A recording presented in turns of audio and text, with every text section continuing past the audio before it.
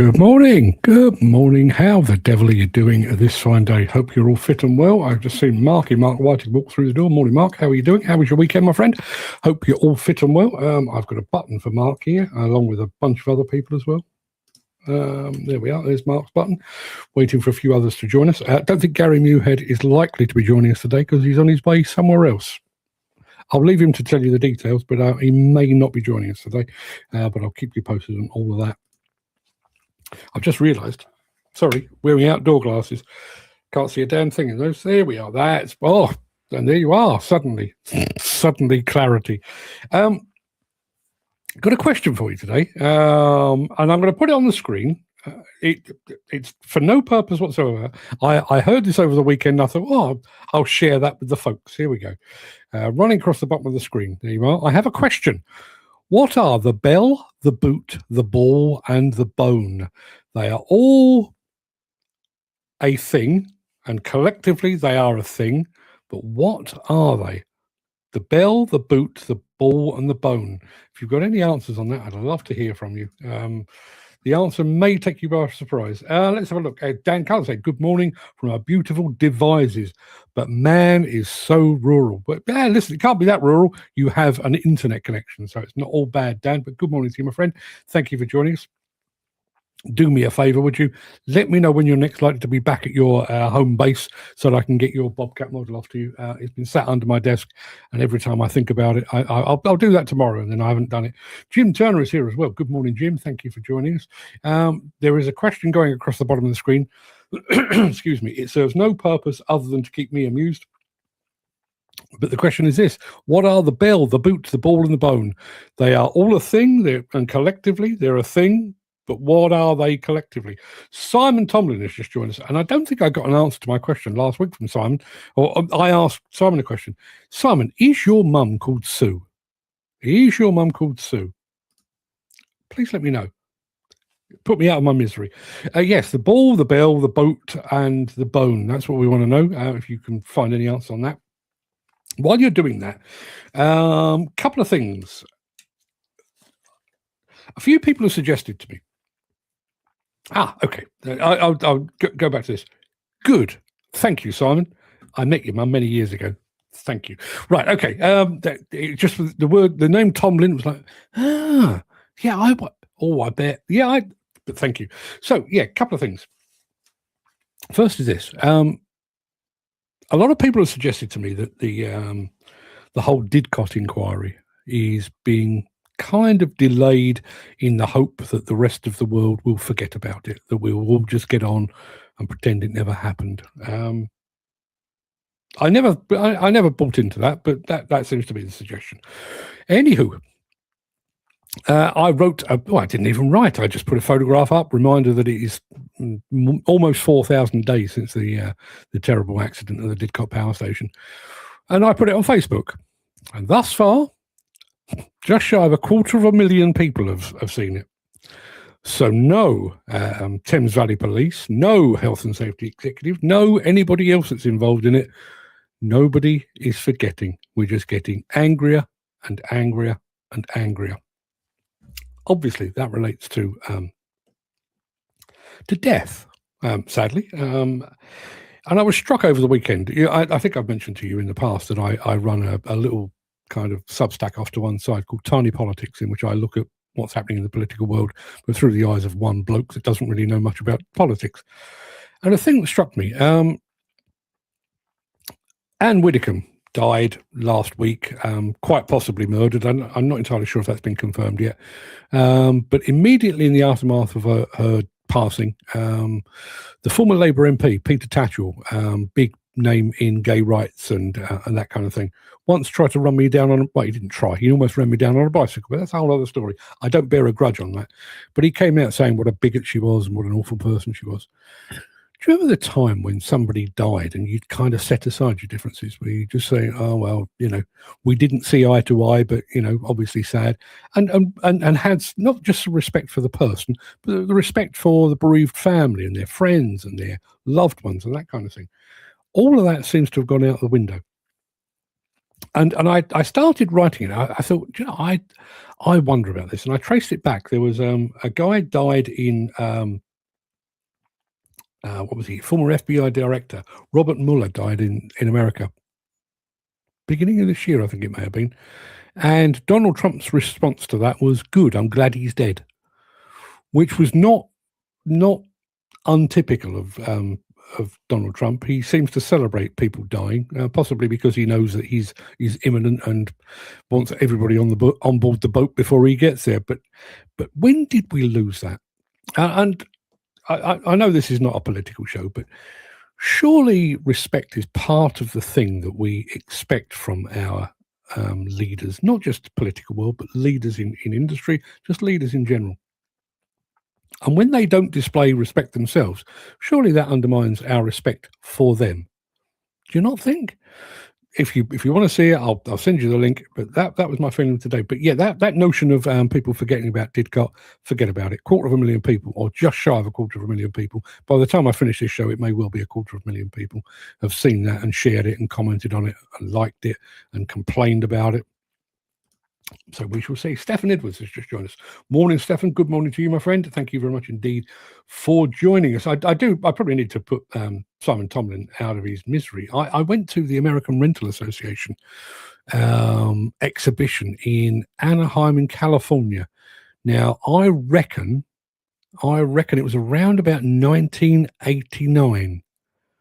And I went with a couple of people, and Simon Tomlin's mum was one of those people. Yeah. I bet she's aged better than I have. I'm fairly sure back in 1989 I still had, well, hair, but I had long hair as well. Dan says, "How are you all? Geez, had a nightmare of a day yesterday. What happened, Dan? You need to tell us. You can't just tell us you had a nightmare. We need the details. We need all the details." And I know we've not had any answers to the question yet. What are the bell, the boot, the ball, and the bone? They are things, depending where you hang out, I guess. These are things with which you might well be familiar. Simon says, "Was that Genie or Skyjack?" No, it wasn't. Although I'm fairly sure. Well, you got me racking my brain now. I'm fairly sure the trip was paid for by. Do you know, it may have been Skyjack. It may have been Skyjack because I know. I mean, I only have a bit of a scant interest in all things access platforms, but I do know once we arrived in Anaheim, we did spend quite a bit of time looking at access equipment. But the punchline to that story, by the way, is this. We arrived, I don't know, midday, whatever the day was, doesn't matter. And we were staying in Beverly Hills. Yeah, get me. We're staying in Beverly Hills, but we decided we're going to jump in a taxi and we'll go to the American Rental Association exhibition. And as we were arriving, they were turning the lights out. So that's weird, and that's quite early. It was probably 3:00 in the afternoon. And I pulled somebody to one side and said, "You seem to be shutting down early." And they said, "We always close early on the last day." We ended up spending, we'd flown all the way to Beverly Hills to California to spend 2 hours in semi-darkness looking at construction equipment. And then we jumped in a car and drove down to Mexico, and a great time was had by all. But yeah, badly organized that one was. Jim Turner says, "If I didn't respect someone when they're alive, I'm sure as hell not respecting them when they snuff it." No, and that's fair comment. That is absolutely fair comment. You know, I've already got in my head. You know, I occasionally have to write obituaries for demolition people, for Demolition News, and there's 2 or 3 people that I've already in my head. I've already decided if they die, it will be best if I don't mention it. Because the industry knows that they don't like me, I definitely don't like them, and therefore I shall just keep my counsel, keep my head down, and let those who miss them miss them. I don't think there's anything to be gained from me celebrating their death, enjoying their death, throwing a grenade into the grief of the family and the friends and the loved ones. I don't see any point. So that's my point. If you've got There's a song by the Maccabees. It's called "No Kind Words," and one of the lines in it is, "If you've got no kind words to say, then you should say nothing at all." Lot to be said for that. Dan having a stab at our, it's not even a quiz, it's just a random question. What are the bell, the boot, the ball, and the bone? They are not pub names. Ken Hatcher has just joined us. Are you serious? Are you cold? Good Lord. I'm currently wearing the whitest and the lightest shirt I could possibly find. Chris Ford has arrived. Good morning, troopers, he says. Left Plymouth, says Dan. At 12, got to Totnes. Train broke down, waited over an hour for the next train.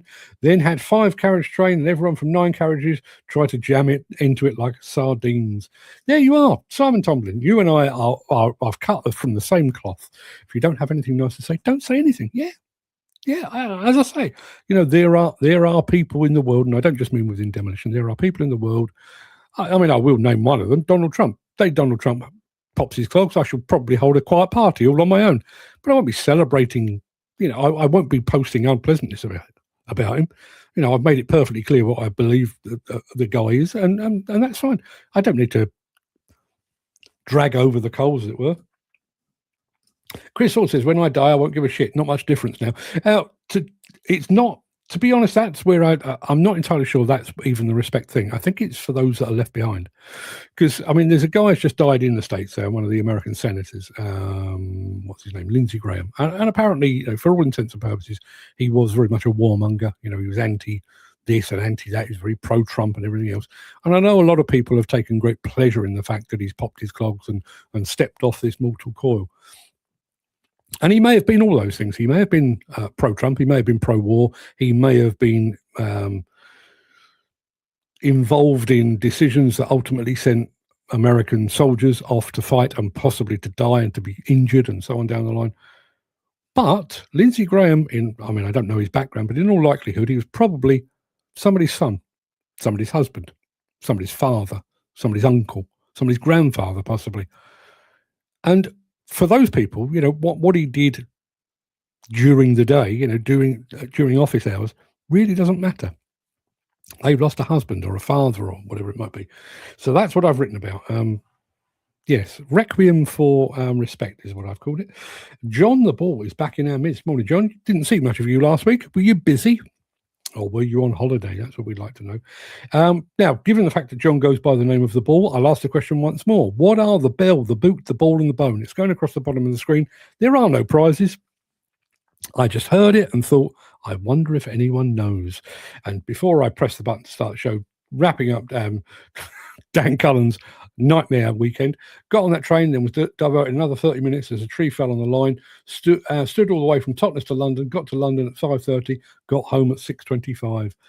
Stephen Edwards. See, I mean, clearly he's a smart demolition man working for a fantastic company, but he knows his chicken McNuggets as well. That's true. Apparently there are 4 standard shapes for chicken McNuggets, and those are those shapes. They are the bell, the ball, the boot, and the bone. The bone apparently is known in some places as a bow tie. I've never had one that looked like a bow tie. It's a long while since I've eaten a chicken McNugget anyway, but those are the standard shapes for chicken McNuggets. Thank you for putting everyone out of their misery, Stefan. Good work, my friend. Right, let's crack on, shall we? I'm going to roll the intro and get this show underway.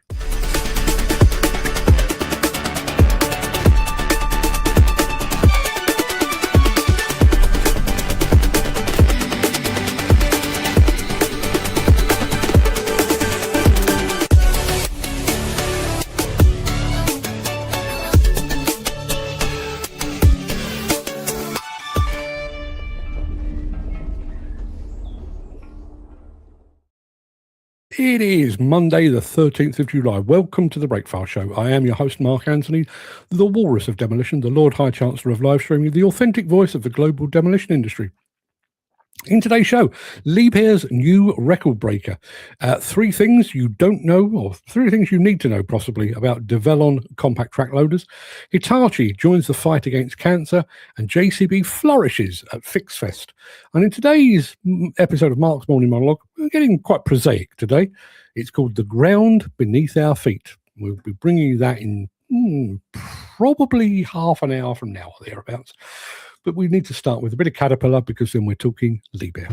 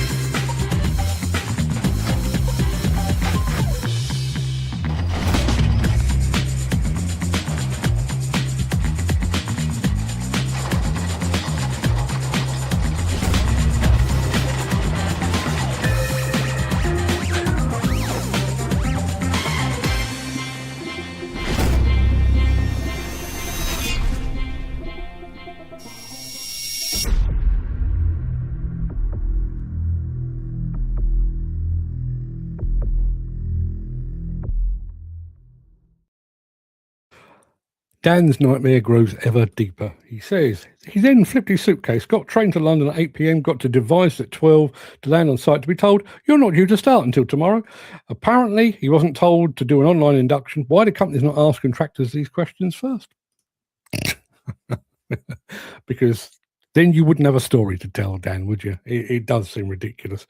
It's the same as you arrive on site decked out in orange and they tell you it's an all yellow site, or vice versa. Yeah, surely, just a little checklist, maybe. Just can't be that hard, surely. A big Liebherr excavator, face shovel thing, has broken a new record. I'll let them explain. Enjoy.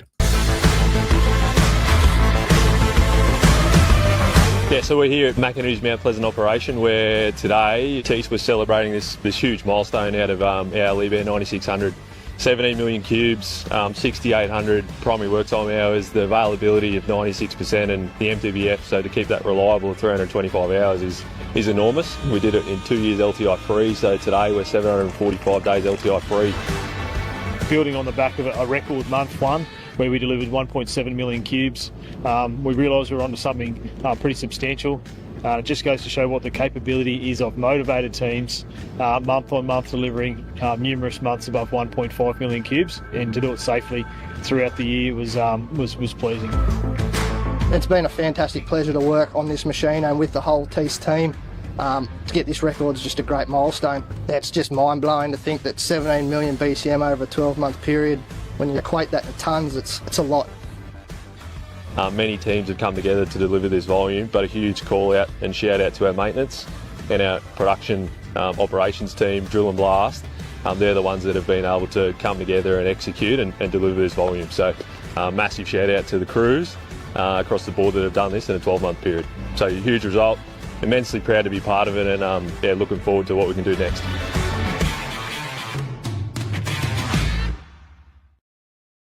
I'd never come across the phrase MTBF before, but apparently it's mean time between failures. In other words, nothing went wrong. Yeah, fair play to Tees Mining, fair play to Liebherr as well. And Dan, going back to our discussion about letting staff know exactly what's required of them. Yes, it can't be that hard, but for some, it doesn't seem to be some, it seems to be most. Surely, just a checklist. Just as an aside, I'm bearing in mind what a tiny little operation this is. When I first started doing this show, particularly when I started doing interviews with people, I created a checklist that I send to people. If somebody's going to be a guest on this show, one of our evening shows, I send them a checklist. It took me about 2 minutes to write it. It's been sat on my desk ever since, and I just send it to them as it happens. These things are not hard. Now, speaking of evening shows, which I kind of just was, we've got one this week, Wednesday, 7 p.m. We're talking all things Formula One and Komatsu PC220 LCI-12. About a 40-minute show, that. So if you've got nothing on Wednesday, please join us. Dan says, so I'm walking around Devizes today. Only problem here, lack of public transport. You're out in the boondocks, I'm afraid, my friend. I'm sure I saw somebody the other day on YouTube eating very well in Devizes, and I can't remember where the hell they were. Looked very nice, though. YouTube, I think that was where it was. I don't think it was anything particularly fancy, sort of burgers or something like that, but looked very nice. Anywho, people, we're talking compact track loaders in just a moment with Develon after this. If you are enjoying this episode, please consider supporting the show. You can leave us a tip at buymeacoffee.com/demolition news. Yeah, this video is called quite simply 3 things you need to know about Develon Compact Track Loaders. I'll let them explain. My name is Andy Jung, and I'm the product manager for Develon for the compact track loaders and the mini excavators. Here are the 3 features that you can pay attention to, especially for our new DTL30 that we are launching in expansion to the DTL35. So this particular unit is a cabin configuration, which is why you will see the polycarbonate door as a standard, along with the HVAC system and the Bluetooth audio for the cabin. You will still have the standardized hydraulic quick coupler and the smart assist functions. Moving on to the track side, you'll be able to choose in between the block type or the multi-bar type. Both are the 15.7 inch as a standard, and you could get smaller width as well. On the back side, we have our own Develon D24 engine It's our own engine, so then it comes with the expertise from the OEM and the serviceability. It's a 2.4 liter engine with 71.4 horsepower. This same engine goes into the DTL30 and the DTL26. All the DTL30s will also come with the reversible fan as well.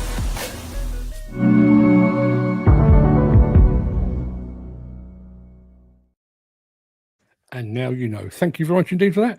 Morning, morning, morning, everyone. Much cooler today. Definitely better. Does that mean you're back in, I was going to say back in civilization. I think you were better off where you were, Andy. Are you back from your hollybobs? I'm trying to remember where you were. Greece somewhere, wasn't it?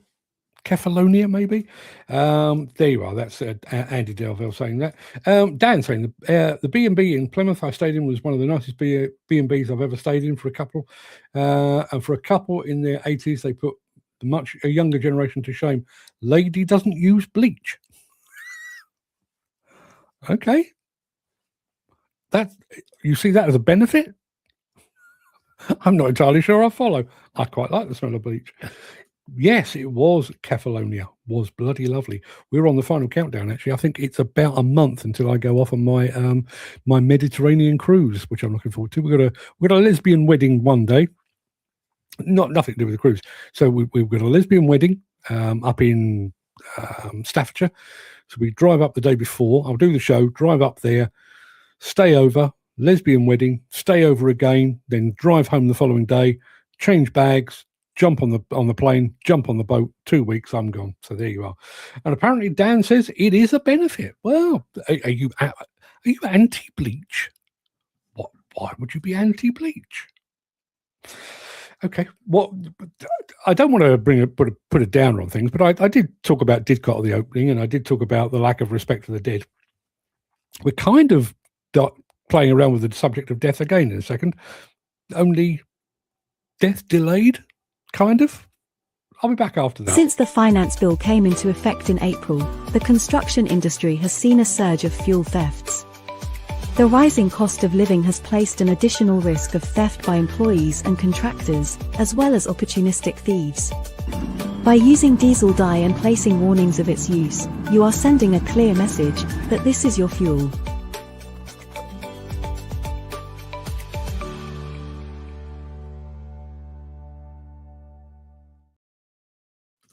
Ken says no show for 2 weeks. You're absolutely right. There will be no show for 2 weeks. What I would like to think I can do is to put some stuff in place that will play in my absence. It won't be every day. I won't be able to come up with 10 shows to happen in my absence. I'm not even sure I could accommodate that on the system that schedules them. But I'll do my best to keep you entertained in my absence. Andy Delville says this, I must be classed as a lesbian too, because I also love the female form.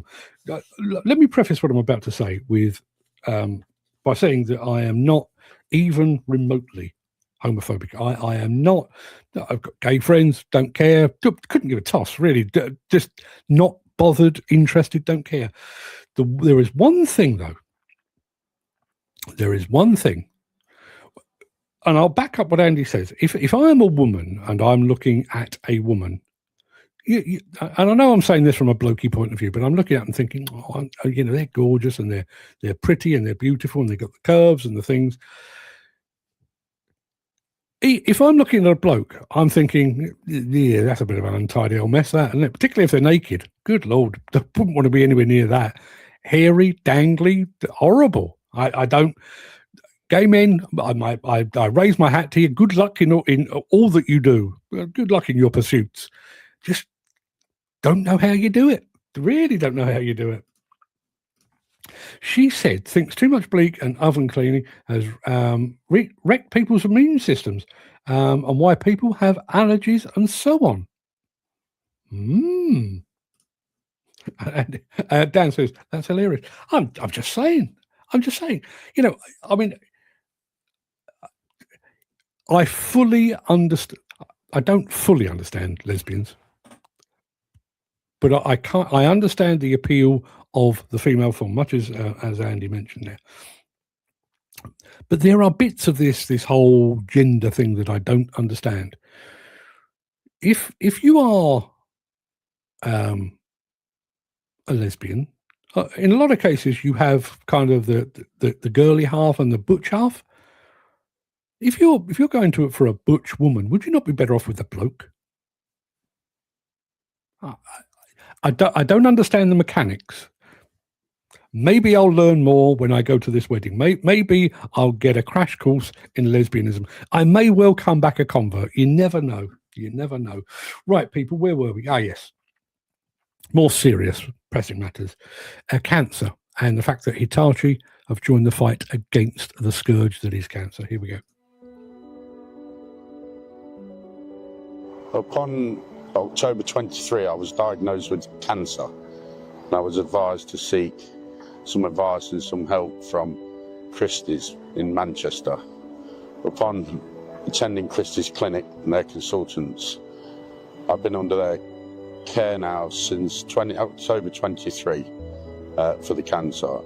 It made me realise that we need to give something back, and seeing what the Christie charity do for not only the patients but also their families, it instigated me to look at some way of raising some funding for the charity. This year, Bridgebank as a group, we've committed to donate to the Christie charity a sum of £40,000. Along with that, we've also put QR codes around the site where the lads or ladies on site can actually scan and donate independently if they wish to. The reason for this, it was come from some of the drivers of the Hitachi machines that said it'd be a great idea for the lads to be able to donate as well as the company. The Christie charity is especially close to our hearts because my dad was diagnosed with cancer back in October 2023. So we've really seen firsthand the level of care and support they can offer. We're always looking for ways to support good causes, not only through turning heads and raising awareness, but also through raising funds for our own donations. Hitachi really helped us bring this idea to life. Our continued relationship with them over the past 20 years really helps us to continue to innovate and develop. Their knowledge and support, and not to mention the reliability of their kit, is second to none. At the end of the day, if we can do a good job on site and support good causes at the same time, then that's what it's all about. I'm Paul Jones, Managing Director of Bridgebank Civils and Bridgebank Plant. I've worked for Bridgebank for the last 17 years. We're a large groundworks contractor based in the East Midlands, specialising in Section 278 works, roads and sewers and housing. All our large plant will work on the earthworks, generally doing all the cut and fill. The 21 tonners, 22 tonners work on roads and sewers, and the smaller 30 tonners work on stage 1 front end groundworks. We've been buying a Hitachi plant for the last 20 years at Bridgebank, mainly due to the reliability, the service we get, and all the lads love the power in the machines. I think the Hitachi kit speaks for itself. It stands out and they do a great job.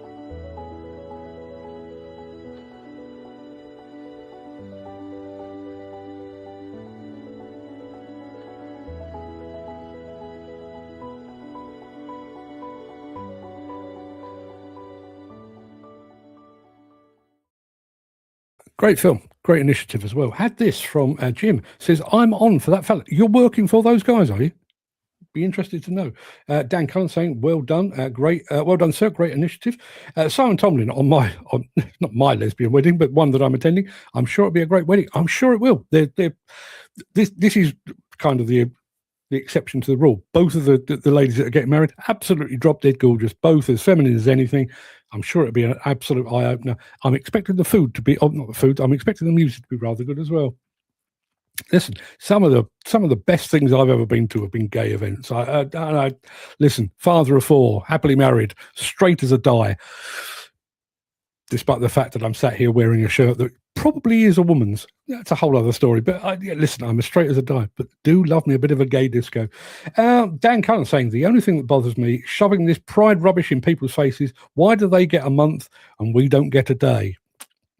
See, I come at this from another perspective. They get a month, we get every other day.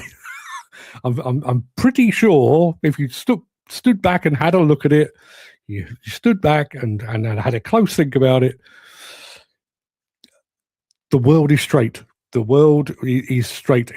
I know I don't mean that as derogatory to the gay people. I think the way that the world runs, socially, politically, in every other way, everything is geared towards the straight. So to give the gay people, the LGBTQ community a month, least we can do.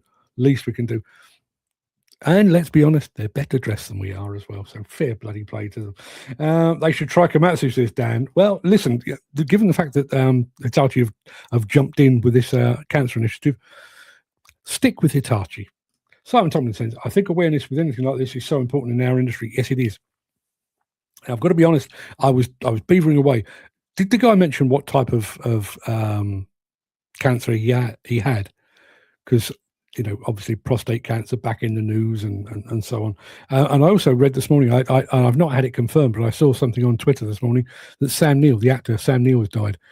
Brilliant in Peaky Blinders, even better in Jurassic Park, which is a sad, sad day. And Jim Turner says, yes, I'm working for Bridgebank. Well, how about that? Happy coincidence. And ha ha ha, true, says Dan Cullen. Yeah, the world is straight. Maybe the world would have fewer wars and fewer conflicts if we just let gay people run it, or women, or gay women. Listen, I'm just throwing it out there. Can't get any bloody worse, can it? Let's be honest. Right, people, we've got one more film for you with JCB after this.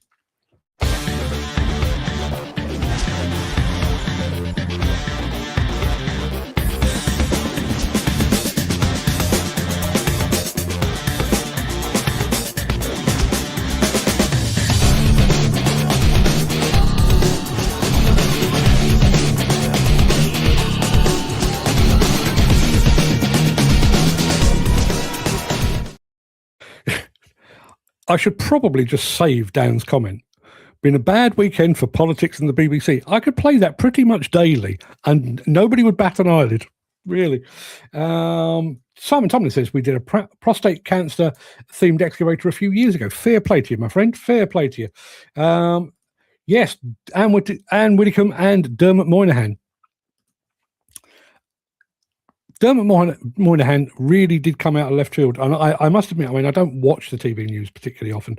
And so I was completely unaware that he'd been diagnosed with cancer and stuff until I, went back and watched. But he was one of those people that kind of crept under the radar to become a part of the British establishment. They played a bunch of, his commentaries on stuff like the Queen dying and 9/11 and things like that. It's like, yeah, he was the voice of that. Yeah, he was the voice of that as well. Really, really dignified guy. Very, very sad. And to lose it to something as unpleasant as prostate cancer. So people, I've been tested. I don't see why I should be alone. If you haven't been tested, if you're above 50, go and get yourself tested. Please, do it for me. Do it for you. Do it for your family. It's nowhere near as unpleasant as people tell you it is. I'm saying that because when I had mine, I was under anaesthetic. With mine, they'd identified the presence of a couple of polyps. So I decided to check my prostate and get rid of the polyps at the same time. Knocked me out. I had a lovely kip for a couple of hours. And then my son drove me home. Didn't feel a damn thing. I suggest you do likewise. Anyway, one final film. I don't know what FixFest is. I've never heard of FixFest, but JCB were there. A lot of familiar faces, a lot of familiar machines. And this is how it went.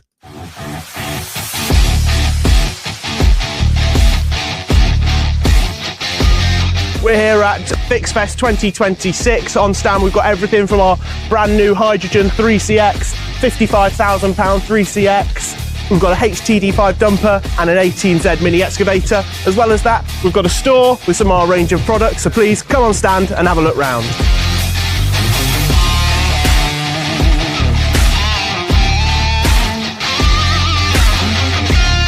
This is the iconic 3CX backhoe loader. It's recognisable. Obviously it's different because it's got this white and green livery. And what is really different about this machine is that it's powered by hydrogen. And as I say, we store that hydrogen on board as a gas at 350 bar of pressure. These machines work anywhere in the world. Just like you say, you've seen these machines working in countries all over the world. Middle East, Africa, Asia, and in the UK on a hot day like this where it feels like we could be in the Middle East.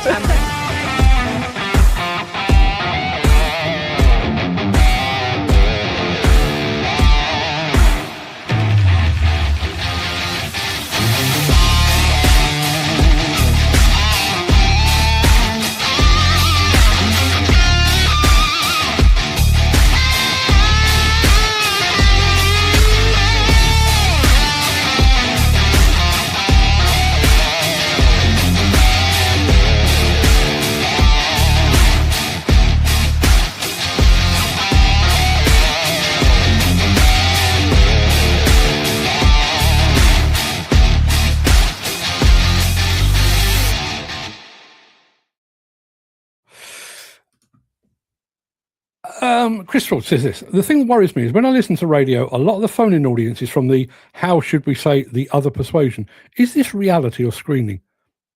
I don't know. Don't know. Dan, you clearly weren't paying attention at the top of the show. He says, I like your cap. Thank you very much indeed. I thought it went with the shirt. And obviously, Liebherr's record breaker at the top of the show, so I went with the Liebherr hat. But I did actually say, I haven't posted the parcel yet. I was basically waiting for you to come home. And apparently you've come home and gone again. So let me know when you're going to be home and I'll whack it in the post because it is sat under my desk. Did I see the family day that JCB held? I did. I went to one of those years ago, late 80s. Great event, fantastic event. But this time around, they had Robbie Williams performing. Obviously, Robbie is a localish. He's from the Staffordshire area. Have to be honest, though, if I'd have been at the event and Robbie Williams had pitched up, I probably would have left because I'm not the biggest fan. But, yeah, it looked a fantastic event. What is different about the green and white one is you can't buy one. Apparently, you can. Commercially available, they said. I'm still waiting for the announcement of somebody actually buying one, but I'm sure it's not far off. She is phenomenal. That's talking about Georgina Williams. So dedicated to the backhoe, there ain't much you don't know. There is not much you don't know. And I tell you what is quite strange with, well, not strange, really good with Georgina, but a bunch of the people at JCB. I don't know whether they're media trained or whether they're thrown in at the deep end or possibly a combination of the two. But you talk to Georgina off camera, and she's lovely, she's perfectly pleasant, really friendly, always smiling, laughing, and everything else. Point the camera at her, and she comes alive. And I'm not saying that because it's her. I'm saying that because there's a bunch of them, male and female. You JCB people, you point the camera at them, bang, they're in show mode, and they are absolutely fantastic. Dan says, no ad, bad coverage, no problem, will do. Thank you very much indeed. As I say, it's sat here, it's wrapped up, it's in a box, just waiting for you to say you're going to be there to receive it, and then it will be off. And to you, that pretty much wraps up the main part of this morning show. I'm going to roll the outro in just a second before leaping gazelle-like over into my morning monologue, which is a bit I don't know, a bit prosaic today. You'll see. If you don't like it, just go and do something else. But if you can stick around, please do so. Look after yourself, your family, your friends, and your colleagues. Hope to see you again very soon. If you have the time and the inclination, I'll be back after this.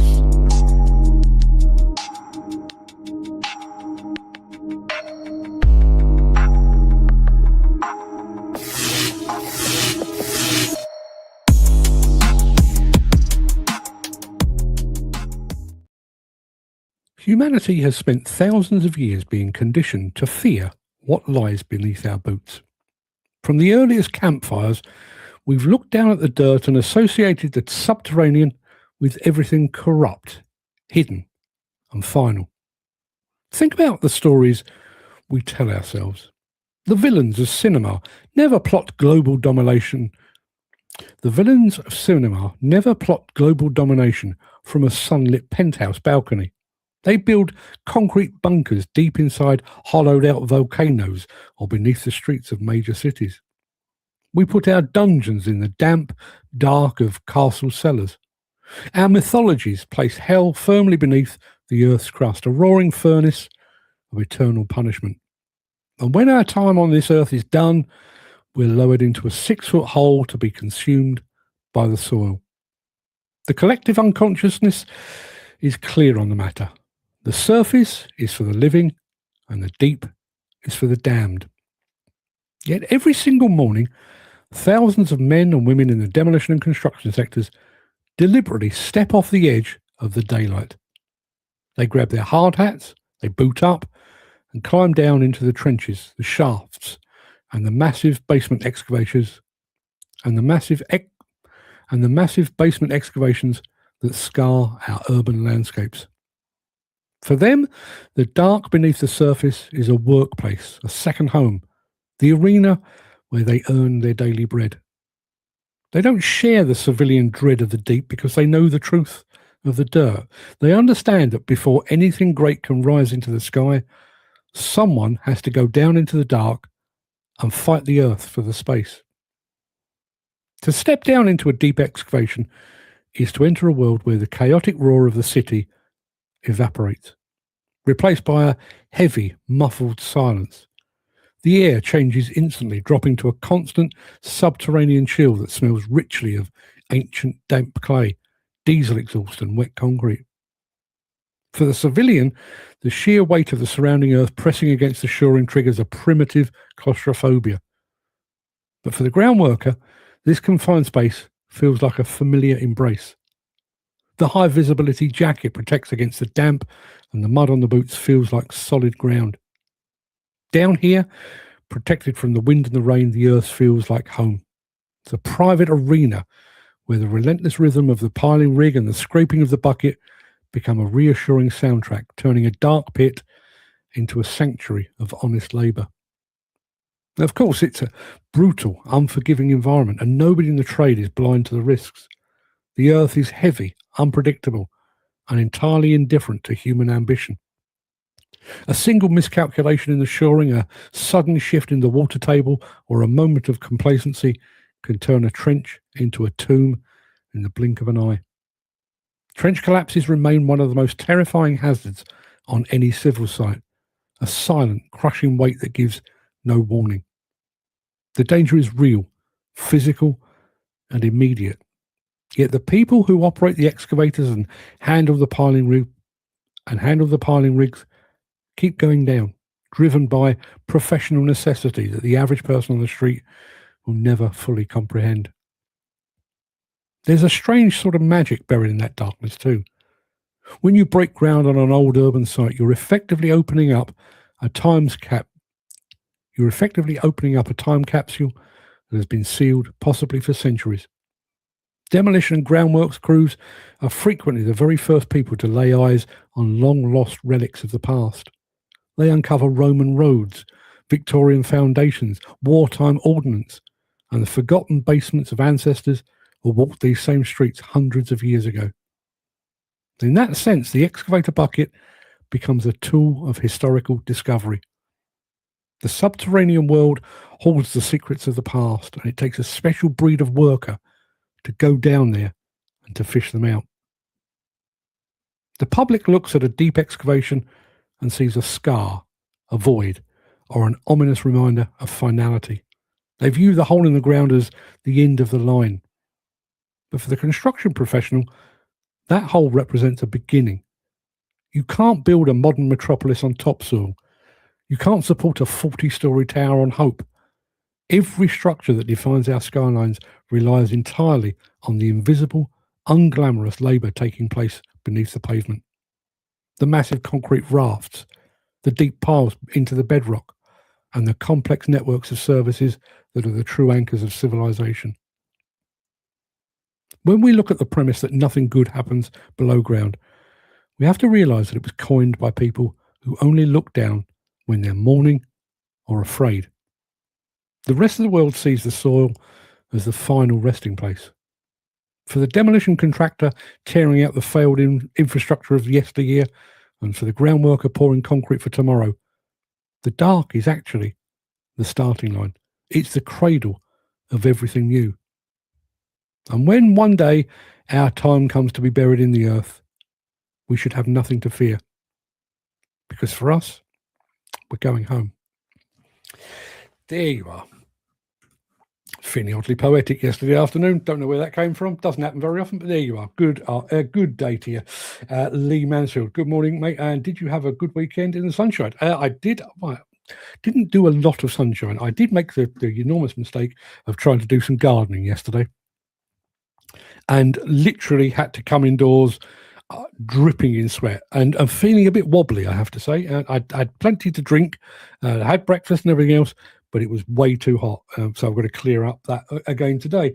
It all sat in the garden, needs clearing up. See, there is an investigation on Thames Crossing for expenses. I wonder if the investigation will last as long as the project. Probably longer. Dan Cullen saying, a great monologue yet again. Thank you very much indeed, Dan. They keep putting themselves in danger to try and get on with the job and safety. Hang on a minute. And safety. Leave until they are told they must use a trench box. Andy Thornton knows how this show works because he's just arrived and says, morning all. Sorry I missed the girls and money. Well, listen, both were plentiful this morning. I don't even know what that means. Yeah, there you are.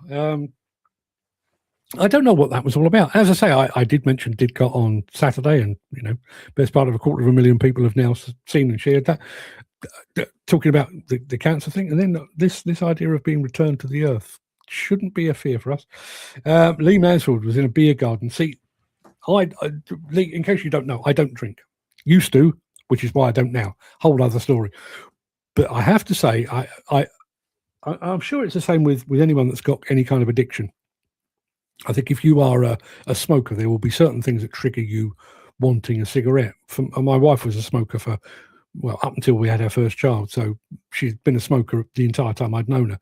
And we'd go out and she'd have a glass of wine and automatically a cigarette would be lit. For me, I gradually whittled that down. When I first gave up boozing, it felt odd to be at a barbecue without a beer in my hand. It felt very strange. And to go on a plane and not have a Swift half or whatever it might be, that always felt a bit odd. But this is, I've overcome all of those, but there's one that I've never beaten.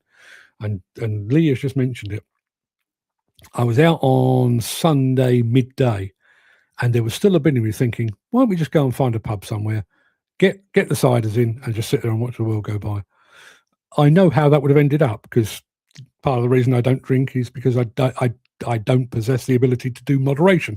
So I would have had one, which would have led to 4, which would have led to oblivion, and today's show wouldn't have happened, and I'd have been very poorly, which is why. But it's still there. It's lurking in the background. Every time the sun comes out, there's a little bit in my brain that says, go on, go and have a cider. What's the worst that could happen? Unfortunately, I still remember the worst that could happen. Don't want to go down that road again. I've seen this situation so many times, a close call on site in Wisley, where I pre-warned them the lack of safety precautions. I do wonder if we spend enough time talking about that. Trench collapses, because they are horrific. I mean, there is an old 1950s movie called Premature Burial, which lives with me to this day. I would imagine if I watched it now, I'd probably find it laughable. But Premature Burial is about a guy who discovers that his father was buried alive. Accidentally, but was buried alive, and he has this phobia about it. And lo and behold, that's precisely what happens to him. Ray Milland is the star. It's very, very good.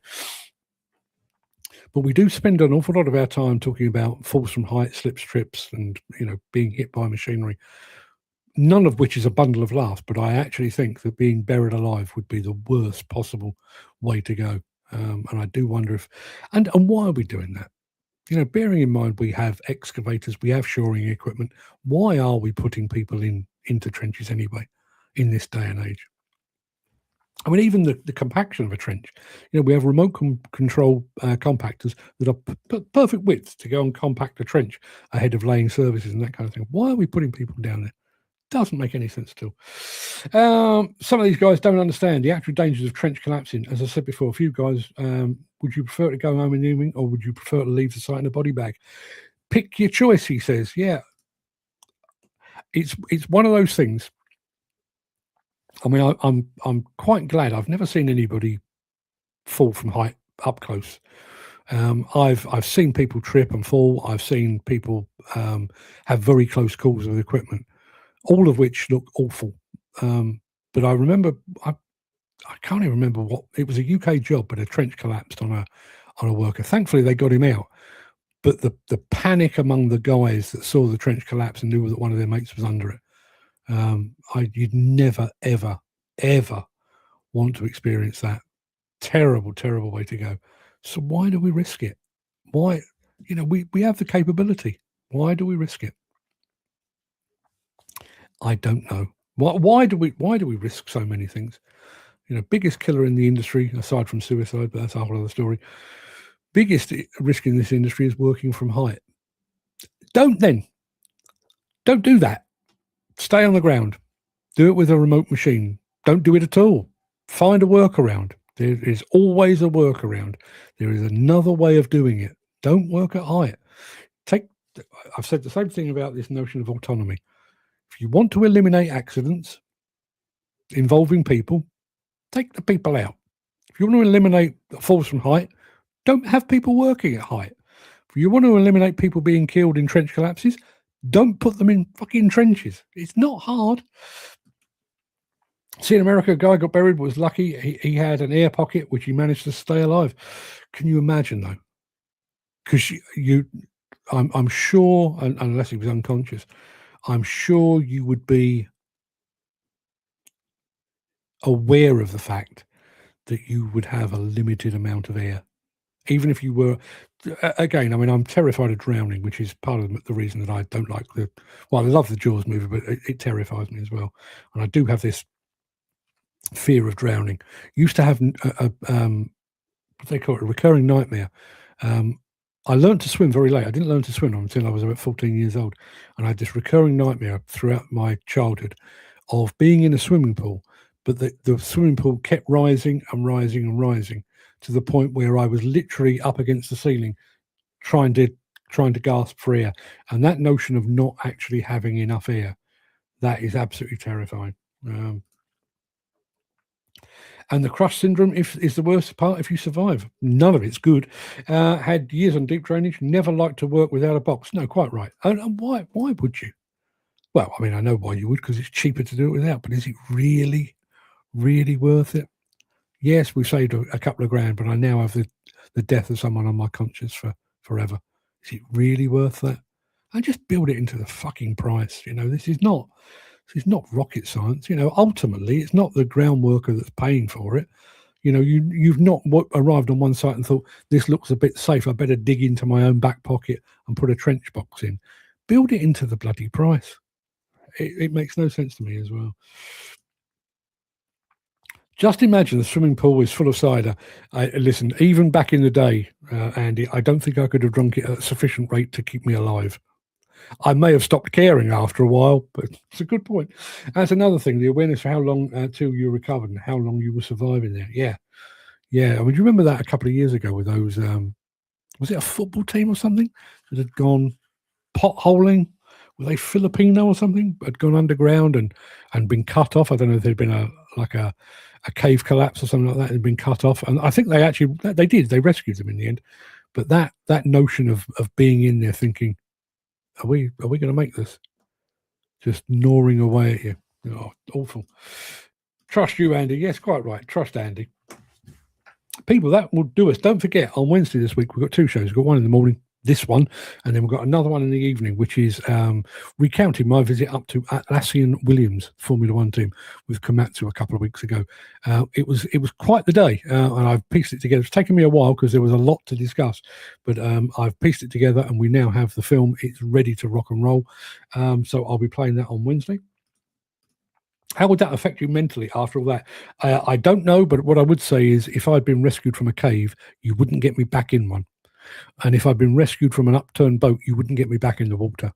I think it's as simple as that. Andy Thornton. Hick. Yeah, well done.